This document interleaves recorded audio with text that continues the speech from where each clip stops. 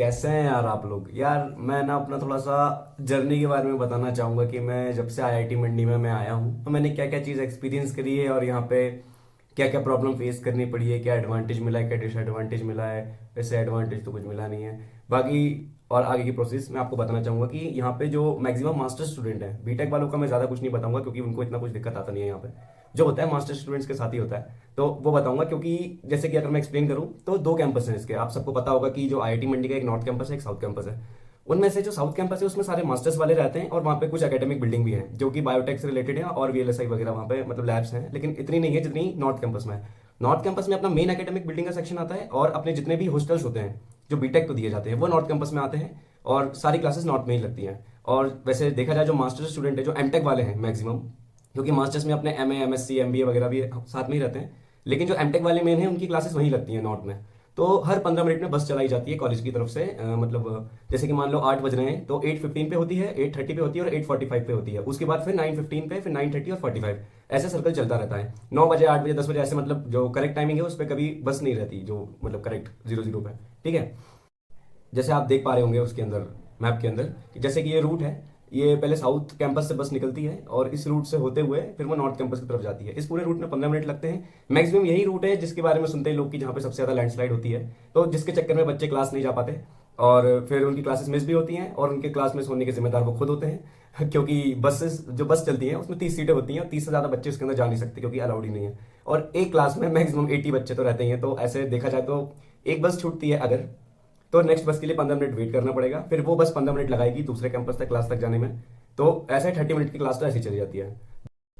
दूसरी चीज हो गई लैंडस्लाइड। अब उसमें अगर ऐसा होता है कि लैंडस्लाइड हो गई है तो बसेस चलनी बंद हो जाती हैं।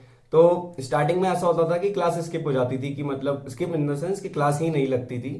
फिर जब लैंडस्लाइड धीरे धीरे बढ़ने लगी तो उन्होंने सॉल्यूशन निकाला कि हम ऑनलाइन क्लास लगाएंगे। साउथ कैंपस में ऑनलाइन क्लास चलती थी और नॉर्थ कैंपस में बीटेक वाले बैठ जाते थे, जो ओरिजिनल क्लास होती थी और वहीं की वहीं लाइव टेलीकास्ट साउथ में हुआ करती थी।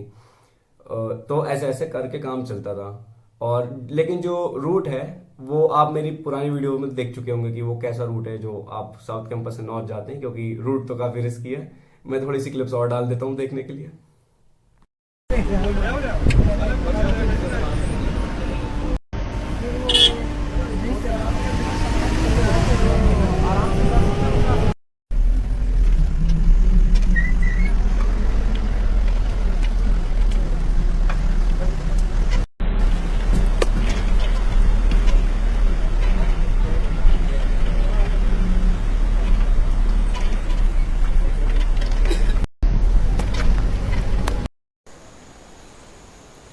लैंडस्लाइड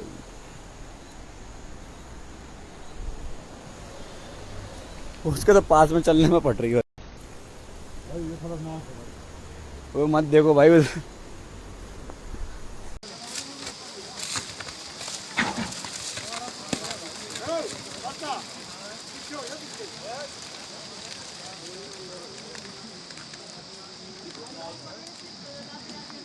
लाइफ प्यारी है, जिंदगी प्यारी थी बड़ी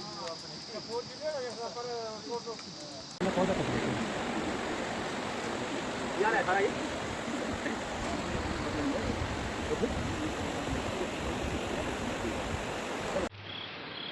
ये है सर, ये पूरा स्लरी है।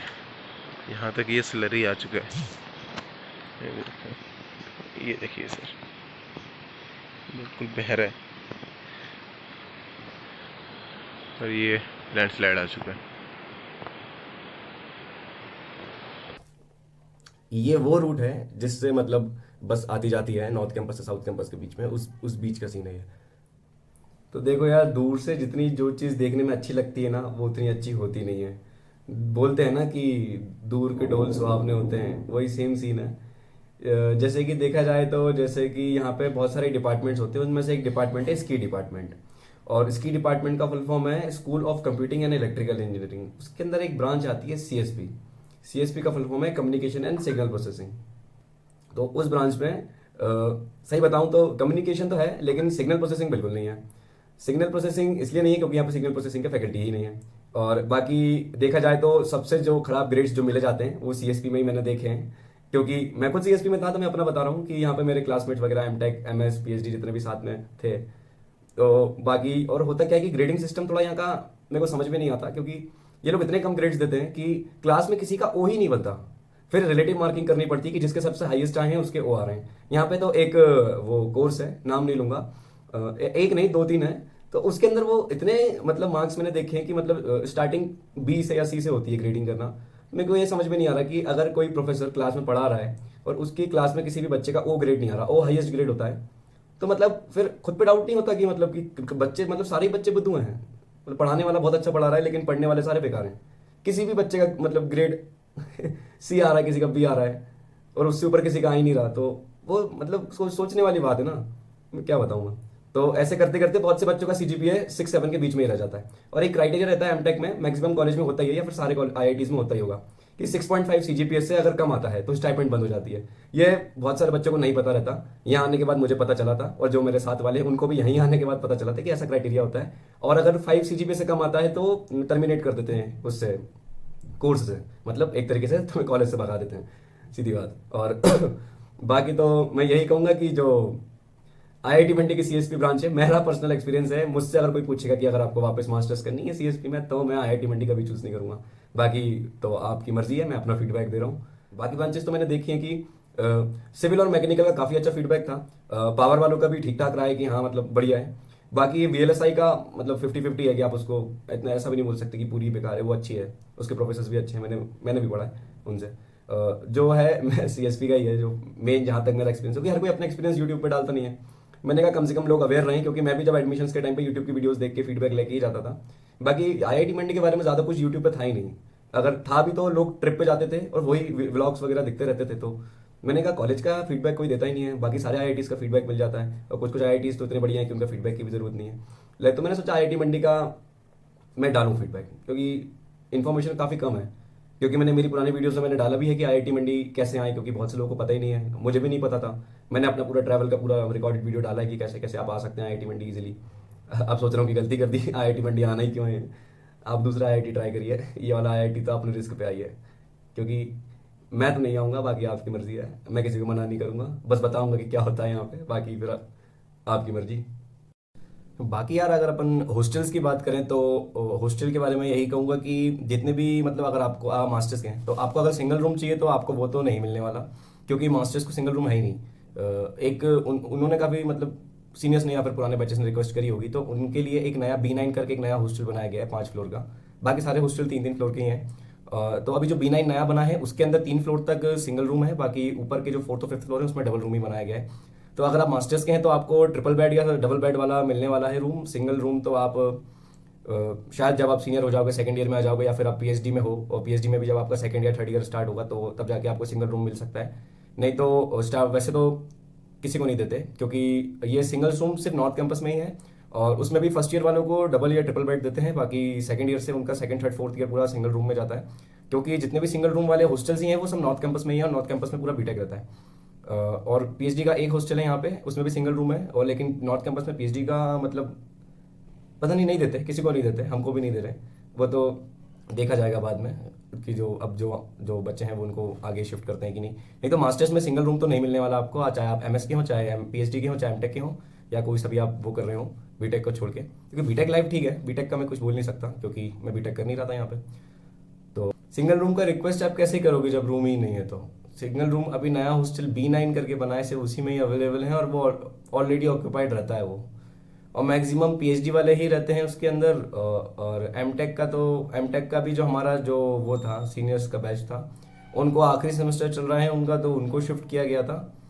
बाकी हमको तो नहीं किया था, हमको तो डबल और ट्रिपल बेड ही दिए गए थे। और एमटेक वालों को तो मतलब ट्रिपल बेड ही है, उनको तो डबल बेड भी नहीं मिला। ये है मतलब हॉस्टल्स की सीन यहाँ पे। बाकी तो हॉस्टल के आगे का तो बता दिया मैंने कि कैसे जाते हैं अपन। और बात रही पढ़ाई की, तो क्या बताऊँ, हर एक बच्चा यूट्यूब से पढ़ रहा है। इतना बोलना मेरे लिए काफ़ी होना चाहिए कि आप आईआईटी में आपको यूट्यूब से अपना जो डाउट्स और वो जो भी हैं वो आपको क्लियर करने पड़ रहे, कॉन्सेप्ट आपको क्लास में समझ में नहीं आ रहा। और यहाँ पे आप डाउट पूछने जाओ या कुछ भी मतलब आपको समझ में नहीं आ रहा, तो आपको बुक का रेफरेंस दे देते हैं कि हाँ लाइब्रेरी में ये वाली बुक अवेलेबल है, इसको आप पढ़िए। मतलब हर चीज़ का सॉल्यूशन है बुक। मुझे बुक से ही पढ़ना होता तो मैं क्लास अटेंड ही क्यों करूँ, फिर मैं हर चीज़ बुक से ही क्लियर कर लूँ ना अपनी। तो यार अगर बात करें स्टाइपेंड के टाइमिंग की, तो जैसे बोलते हैं कि मंथ के एंड में स्टाइपेंड आ जाता है, मैक्सिमम आईआईटीज का आ जाता है।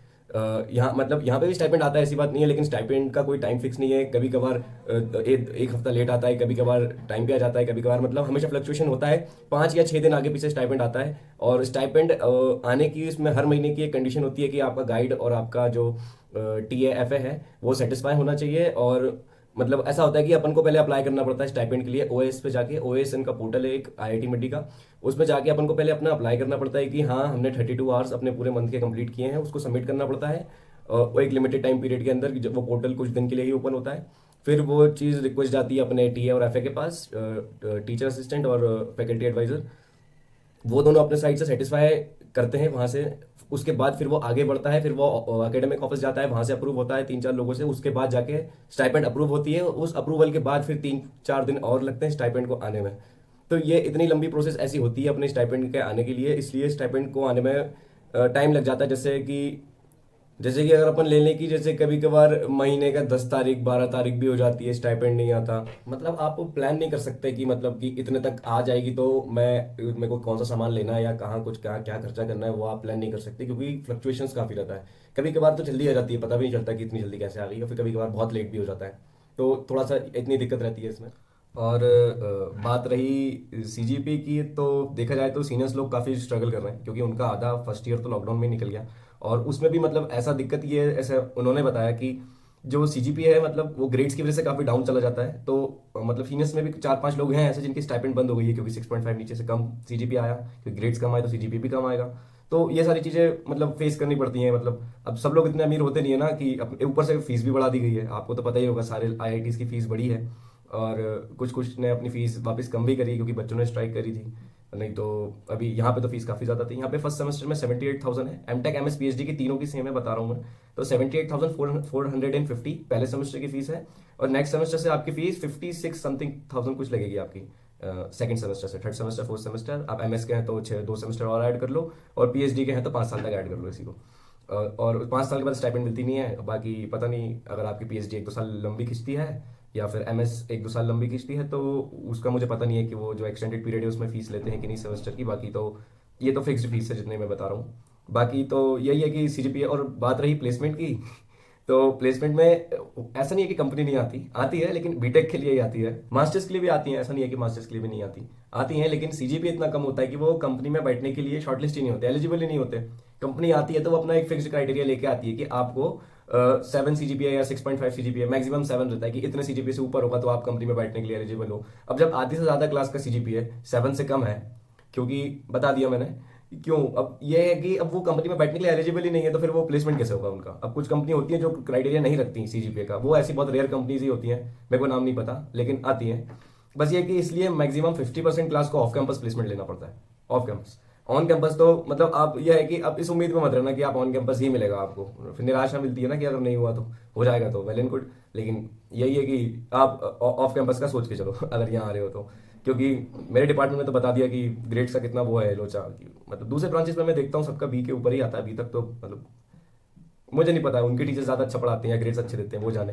ये अब हमारा तो मैंने बता दिया कि ग्रेड्स का तो मतलब अगर आप अच्छा भी पढ़ते हो और आपके ग्रेड्स अच्छे नहीं है, या फिर आपका CGPA कम है, तो प्लेसमेंट तो फिर भूल जाओ, आपको ऑफ कैंपस लेनी पड़ेगी।